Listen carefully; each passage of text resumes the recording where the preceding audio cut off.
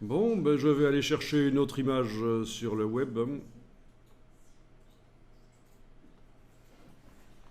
Rapidement, une autre image, peu importe,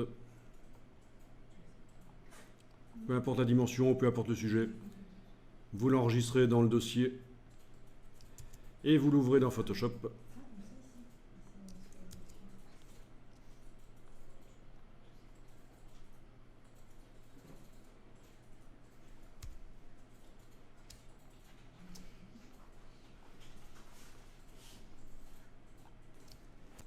Donc voilà, on a une image ouverte. Alors le script, est-ce qu'il faut voir le détail à l'intérieur, le script ici? Ben, peut-être pas nécessairement.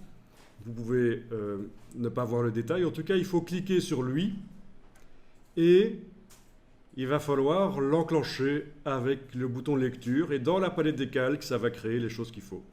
Donc, bouton de lecture. Et voilà.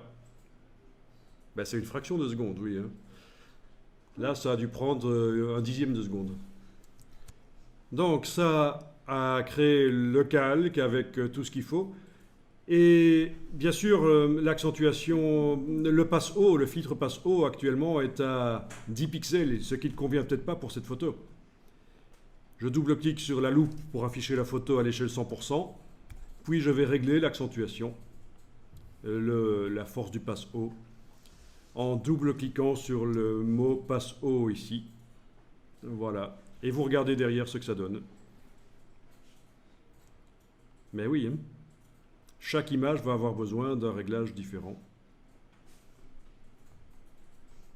C'est important d'avoir double-cliqué sur la loupe dans la palette des outils pour voir l'image à l'échelle 100%.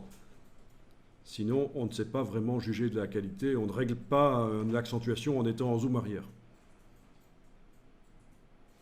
Bon, ben ça a l'air nickel ça, hein. Si j'enlève l'œil en face du réglage, on voit que ça n'est plus accentué.